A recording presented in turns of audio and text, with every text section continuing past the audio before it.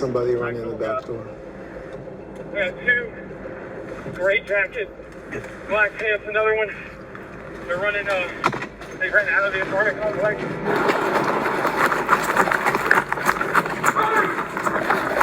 Stop running! We got one. The other one was gray, the other one. One thing about these police, bro, they slow as hell, bro. Swear to God. What's good, YouTube? Welcome back to another reaction video, man. Today we're going to be reacting to inside a Jacksonville police drug raid. Without talking your heads off, let's get into the video. Let's see what Tommy G has to offer. What does it mean to you to be taking drugs off the street? It means a lot. We try to keep our community safe. We'll do whatever it takes to enforce the law and take drugs off the street. Right. Yeah, it's that one should be second block. Brown, hey, watch this car, watch this car. Sheriff's office, search warrant.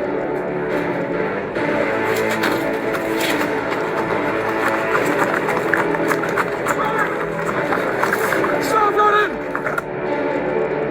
It's 1:20 on a Saturday, and we're responding to the scene.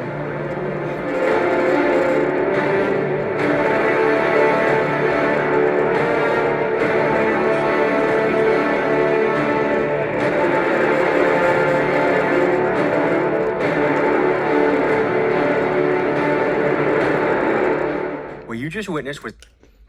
I respect Tommy G because people don't understand how hard it is to get up and actually go talk to the head of police or whatever and actually get them to let you record a video.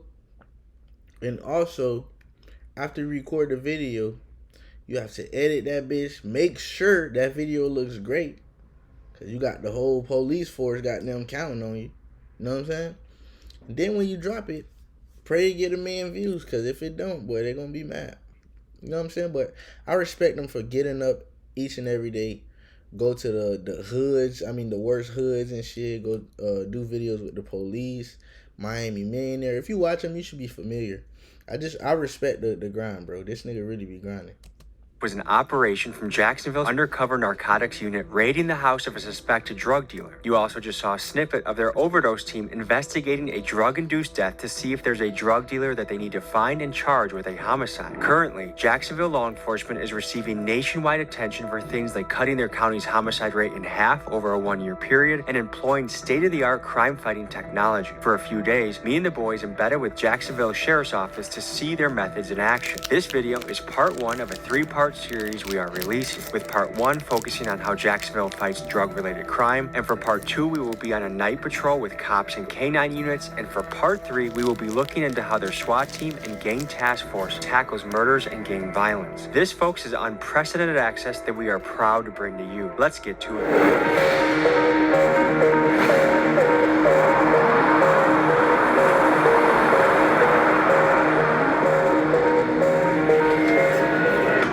We are pulling up on an undercover drug raid.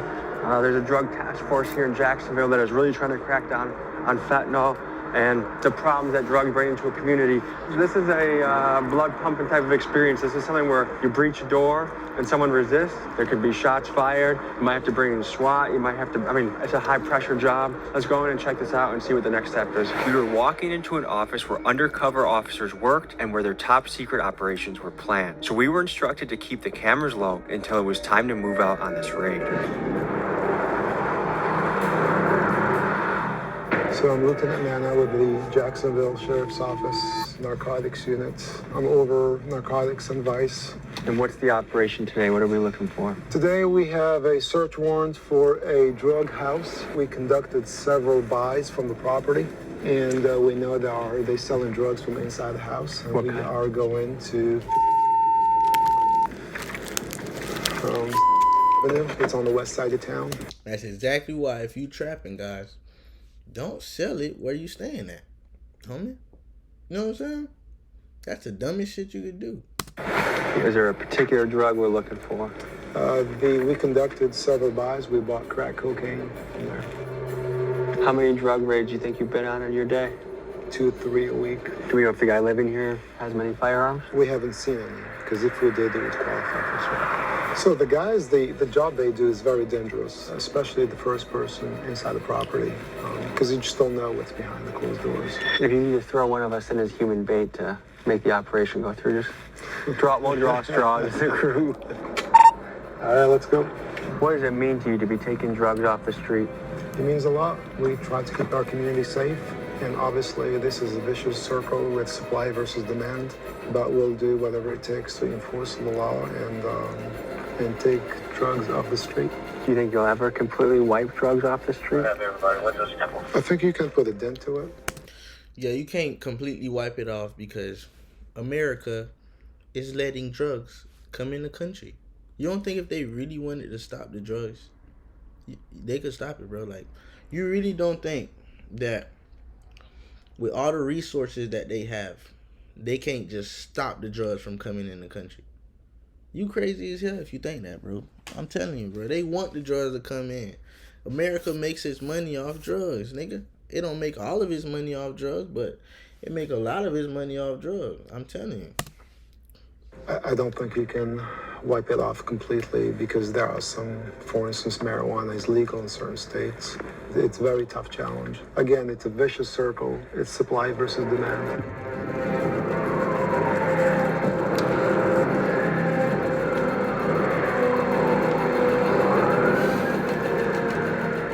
Where's that guy going right there? He's going in? Yep, he's going to the door. All right. Okay, yeah, we're going to take him too. All right. Yeah, it's that one. Should be second block. The door looks to towards Brown. Hey, watch this car. Watch this car.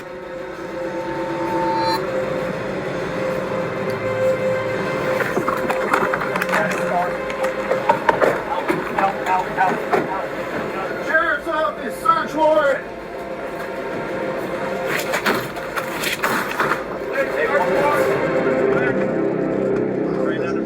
There's somebody running in the back door. We got 2 gray jackets, black pants, another one. They're running, they ran out of the apartment complex.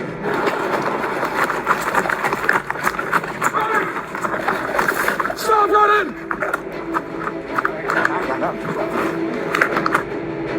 We got one. The other one with the gray, the other one. One thing about these police, bro, they slow as hell, bro. Swear to God. Stop running! Little Bravo Max flooded in the back.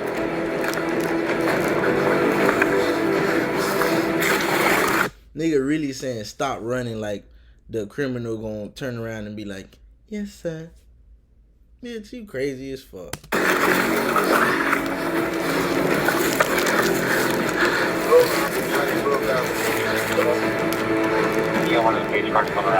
Man, what kind of shit is that? This nigga really waited for them? Yeah, cuz you tripping. I would have been out of there, nigga. I don't give a damn.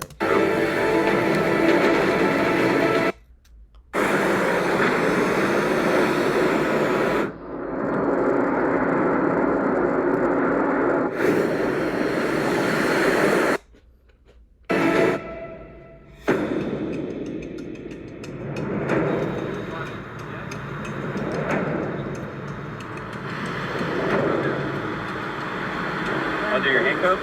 Like loose them. I can fit a finger in between there, buddy. That's what we gotta do. Hi, y'all ready? So, in this case, we got a bunch of crack cocaine. We have a lot of powder cocaine. We got some beakers, a bunch of drug paraphernalia, scales. So obviously, we got to say that was successful. Is crack cocaine as common as it was in early 2000s? It still is, I would say, crack cocaine, yeah. How would you classify this bust? Small, medium, large? Probably a medium scale, too small. Small to medium. How many people in custody? So far, 3. And obviously, we have a baby now, so we're trying to get hold of the mother. Apparently, she's at work, so she'll be coming back. What goes through your head when you see a baby inside one of those houses? You won't be the first. A lot of times, so we can't, we hold the baby, we assist. And then what we do is trying to reunite the baby with the parents. And apparently that's the father, who's the mother, is at work. Since the father is going to be arrested, then the mother will respond to take control of her child. Do they feel like, I'm glad that this is happening, that they got busted? Absolutely, absolutely. We get feedback all the time. They don't like these guys. They don't want them here in their neighborhoods. Because they make them dangerous? Yeah, they don't want drugs in their neighborhoods. In the last year, Jacksonville Sheriff's Office has fielded over 5,000 calls for service for drug-related incidents. And in a 2024 survey of Jacksonville residents... Damn. Jacksonville look like that, bro? I don't know if y'all know this, but I stayed 4 hours in Jacksonville, and stayed 4 hours from Jacksonville. And I used to go to Jacksonville when I was in like 5th grade, 6th grade type shit. And bro, Jacksonville did not look like that. I was in the hoods, bro. Like, I did not know Jacksonville looked like that. That's crazy. Next to gun violence, illegal drug usage was the top issue residents wanted the sheriff's office to focus their resources on. A lot of times they are afraid, and the ones they step up, they give us complaints and information. We work every complaint that we get. I mean, to live in a place where, you know, dangerous guys with guns are in and out all the time, and junkies are coming, and you have kids around here. And this is just the pre-preliminary search. Obviously, they go into details to search the property. And typically on the secondary search, they find additional drug paraphernalia and additional drugs.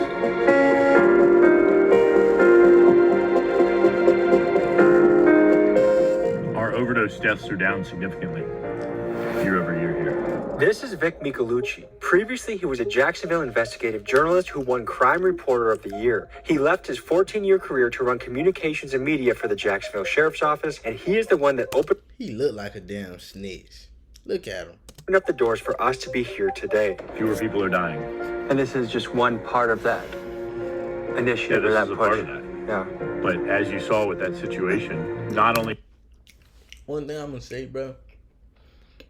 People are dying, but they still gonna keep doing it.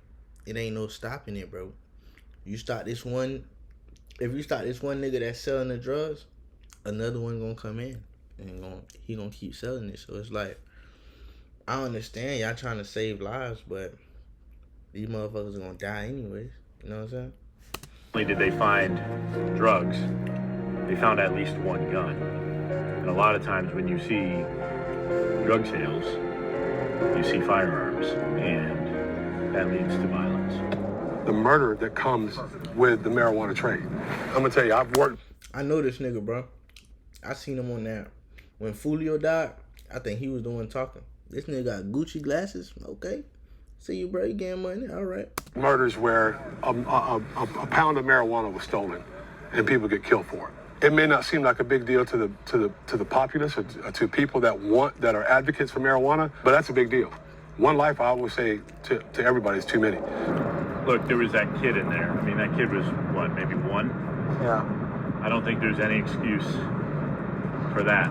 Yeah, whether you're dealing drugs, doing drugs, around people that are doing drugs, to expose that child there. And we've had multiple issues of accidental overdoses with kids, and we've put that out, and thankfully the most recent instances our officers were able to save those kids.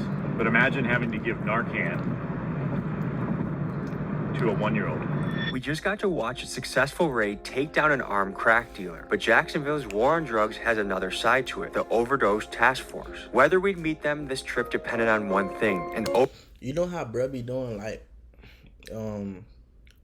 most dangerous hood videos and shit? I wouldn't let his ass come if I was one of y'all niggas, bro. Don't come to my hood no more, bro. This nigga, he the feds. You really think this nigga, when he gets around these police officers, he's not snitching? He's not saying nothing to them? Like, hey, you know I know this dude in Louisiana and he sell bricks. You really think he ain't snitching to them, bro? Like, I fuck with you and all, Tommy G. You make good content, but nigga, if I was one of them niggas that's doing them illegal ass activities, bro, You not coming to my hood no more, bro. You tripping. Overdose happening while we were in town. Early Saturday afternoon, that call came in.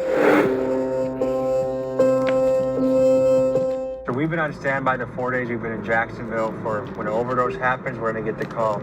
Fortunately, it's 1:20 on a Saturday, and we're responding to the scene of an overdose. This is hard to walk into. I mean, you're walking into a family's worst nightmare with cameras, and it's just, we want to be respectful of what they're experiencing, but also convey something that happens every day around America in a real way. So, see you on the scene.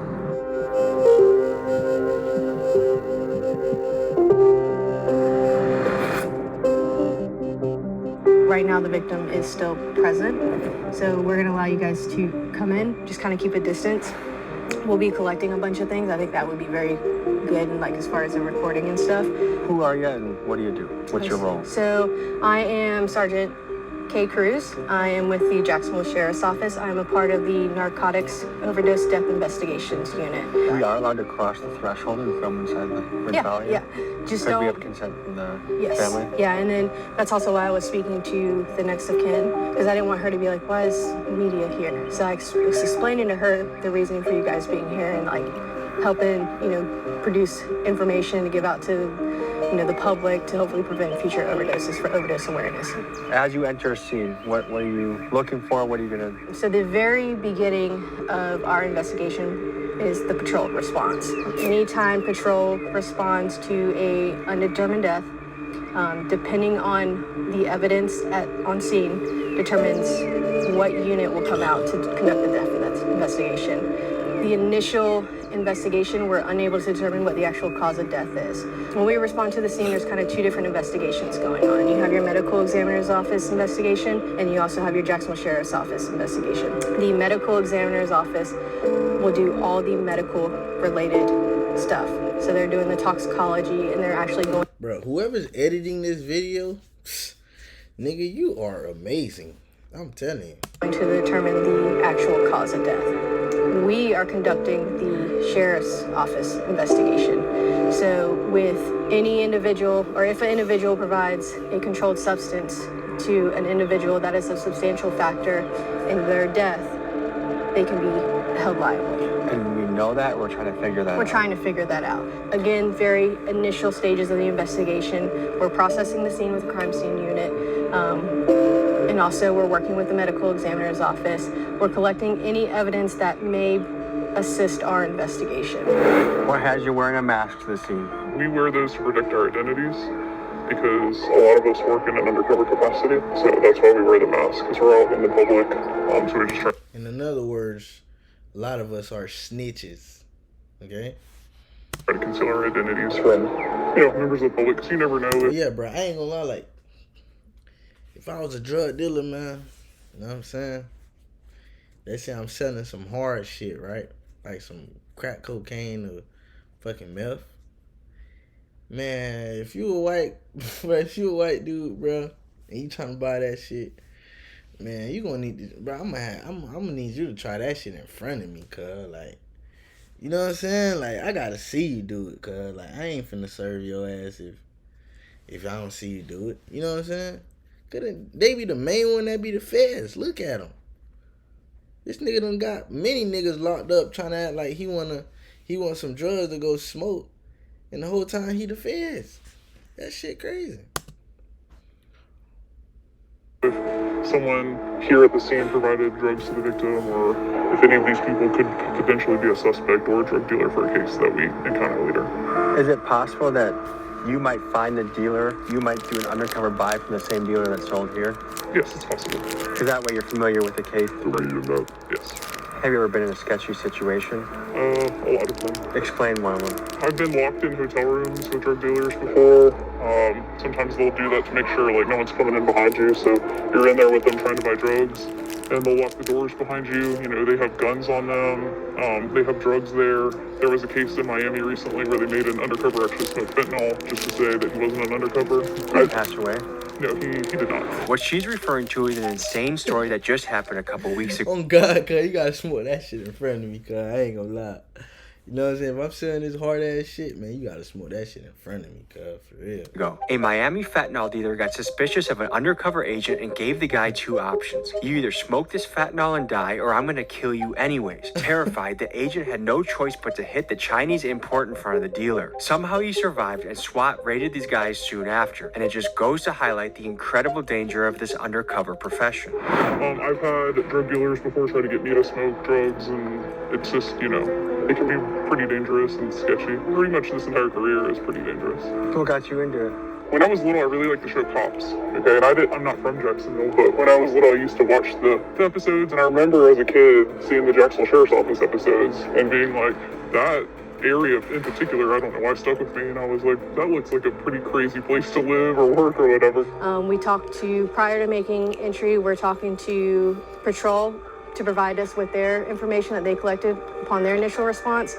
We're talking to any next of kins that are on scene, and we're also talking to any complainants or witnesses. We're just trying to gather what happened before police were called to the scene. For this particular structure, the room where the victim was located is from the back. You guys can follow me and we'll go inside.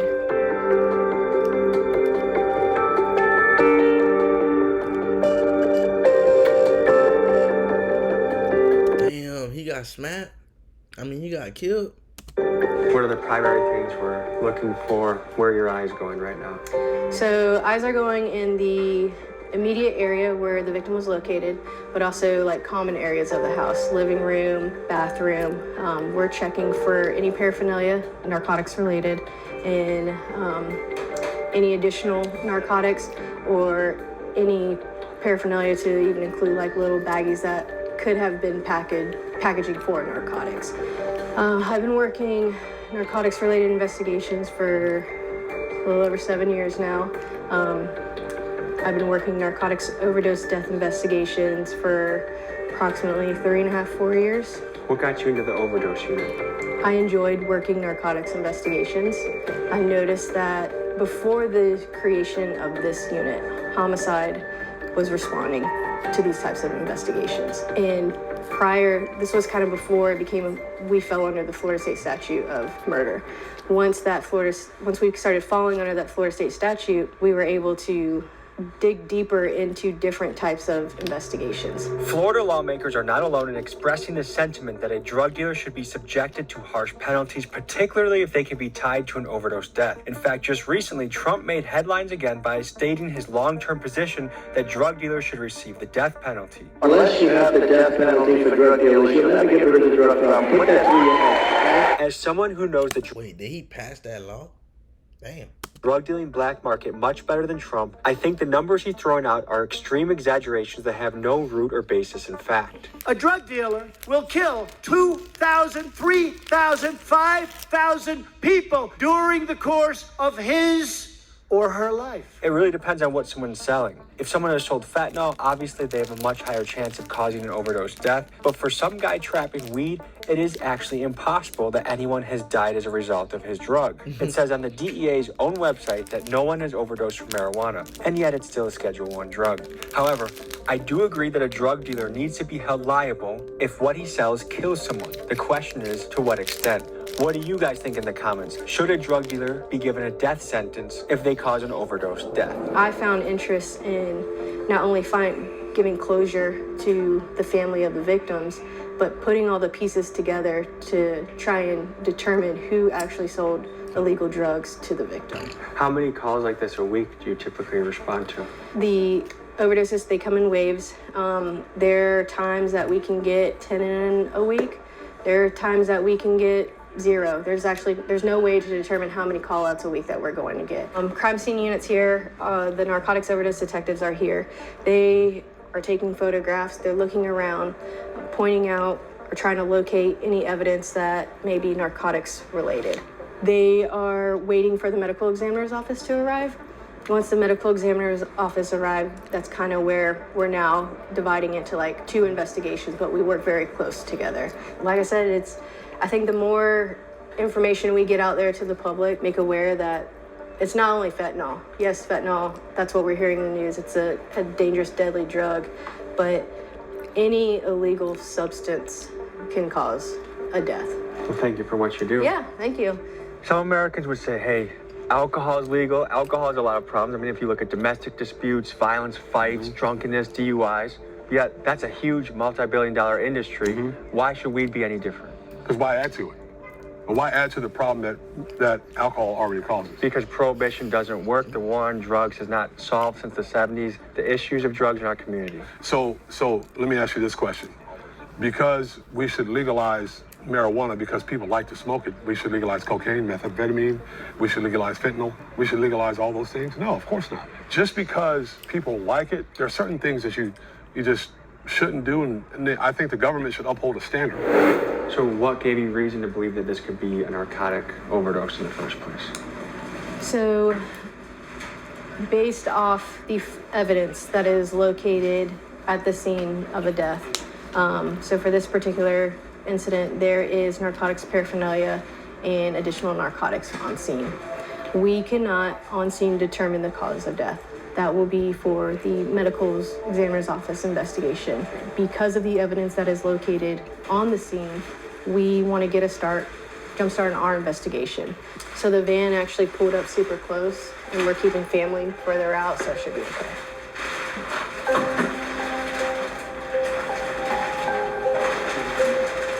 I don't know how you guys do this day in and day out. I suppose just like anything, The more that we you adapt see it, the more that you adapt to it. And like I said, with these investigations, it affects the family more than anything. Damn, that shit crazy, cause it's like imagine you just about to get high and then 1 minute you up there. Like, fuck. You know what I'm saying? Like you thought it's finna be a normal day. You know what I'm saying? You finna hit this shit and finna get high and feel good, and then out of nowhere you just hit it, and then when you open and your eyes close, right? And then when you open your eyes, you up there. That shit, bro, that shit gotta be the worst feeling ever, cause I know this nigga right here didn't wanna die like this. But it happened, bro. You know what I'm saying? That's why I be telling y'all niggas, don't do these hard ass drugs. Smoke weed, pop perks, and probably goddamn pop perks sometimes, not all the time. And then you might do a little lean here and there, but not too much. You know what I'm saying? Just pop a bean sometimes. But nigga, stop trying to go overboard, like doing cocaine and shit and meth and fentanyl. Like, come on, bro. Now you trying to die. You know what I'm saying? I love the Bose Ultra headphones, especially this Luna blue color. I love that I can wear them.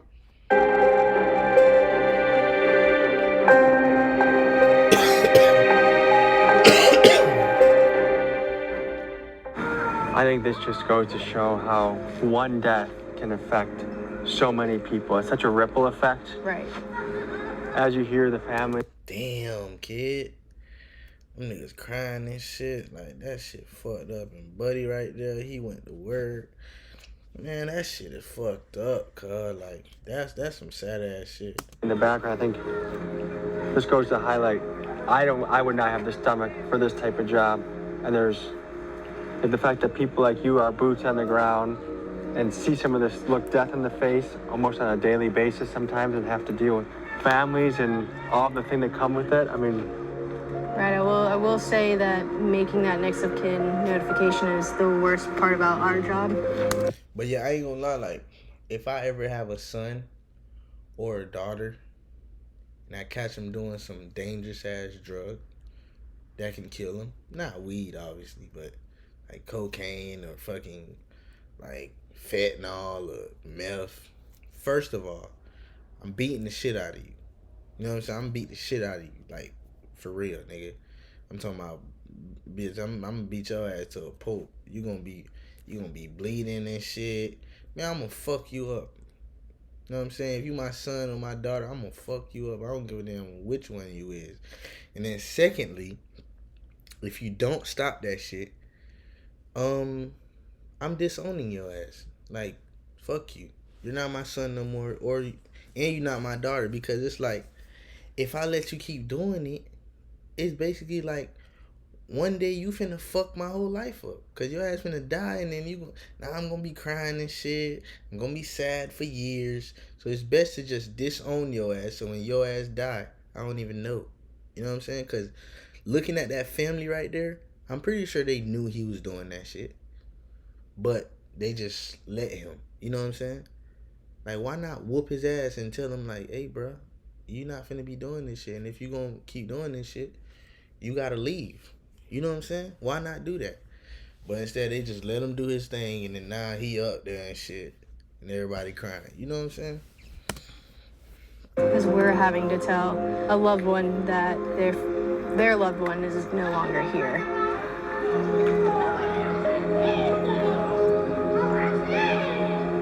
What I've seen in my own family, there's not one person that with the reach drugs has. You could be in a mansion or you could be in the poorest of the poor. There's not one. Damn, bro, that shit looks sad, cuz. Look at her, bro. Look at him. God damn. Family in America that probably doesn't have some impact of drugs hitting their family or alcoholism hitting their family. Right. It's just such a heavy job. And then this is the other thing is I think like this gives me perspective too, because sometimes it's easy to look at a dealer and be like, oh, he grew up in a messed up neighborhood with a messed up childhood and he's just trying to make some money to put rent on, to pay the rent. But then when it has the impact like this, that makes an entire family gather and cry, then you have a little bit more of a, well, when they get raided, you know why. The drug dealers know. They know that they are selling this deadly drug. They know what they are selling, so that is why they should be held accountable for what they are selling. And every single person has that voice inside their heart that knows when something is right or wrong. And to override that just so you can pay rent, even though you can cause devastation to an entire family. Mm-hmm. And one dealer might have, do you encounter multiple dealers? Customers. Do you ever encounter dealers that you guys arrest that are tied to multiple deaths? Yes. Yeah, this really helped me change my perspective on drug dealing. I mean, there's so much that comes with this. There's family members that have to pay for the funeral. There's how many people had to call off work to leave here and come. There's people that their lives can be permanently altered by the grief. I mean, I've seen that in my own family very well. Just in today's episode, the fact that a dad is selling crack cocaine next to his baby, and then we land in this scene over here, has passed away, and the family's crying. Like, you gotta raise your standards a little bit. It makes me. Man, shut the fuck up, man. You know what I'm saying? Nigga doing what he got to do. Shit. And at the same time, it's niggas human trafficking bitches. You know what I'm saying? It's people doing that. Everybody got to hustle, bro. One thing about this world, bro, everybody is doing something illegal, cuz. Or if you not doing something illegal, you did something illegal in the past, nigga. So I ain't, you know what I'm saying? Nigga ain't trying to hear that goody two-shoe shit. The world is already fucked up. You know what I'm saying? It ain't no changing the world. It ain't no making the world a better place, nigga. It's fucked up. So you just gotta live with it, cuz. Thankful, for the detectives that have to collect bodies and investigate, and then the people that have to risk their life to go undercover to do the work to catch these guys. That's more of a risk than most of us are willing to take. It's an honest job. It pays the bills. And these are people that go to bat for us in our community. So, really interesting perspective of how Jacksonville is fighting the flow of drugs through their city. That was a deep dive into the world of Jacksonville crime fighting on the drug division, their narcotics division. Thank you for joining. The support's amazing. I appreciate you guys. I'll see you next week. Thank you. Folks, you just saw a glimpse of what Jacksonville law enforcement does. And next week, we'll dive even deeper, doing a night patrol episode that involves a kidnapping call, going out on a mission with a K-9 unit, catching a live burglar in action, and much, much more. We will also take a deeper look at the secret sauce that has driven Jacksonville to be a place where the homicide rate has dropped in half, something that is nearly unheard of across the country. And folks, a reminder, if you want to pick up the freshest merch on YouTube with the Underworld collection and the Big Dogs Gotta Eat collection, my website link is in the description. And finally, if you want to become a Patreon subscriber for Yeah. If you like this video, man, I want you to like, comment, share, and subscribe. Stay tuned for more bangers. You know what I'm saying? And yeah, bro, the world is a fucked up place. We can't change it, bro. The only thing that we can do is like keep living, really. Just keep living, keep going, keep doing our thing, you know what I'm saying? Because this shit ain't changing, bro. I promise you, this shit is not gonna change. People still gonna be dying. You know what I'm saying? Niggas still gonna be selling drugs, so you might as well just adapt to it, bro. For real. But I'm out though, man.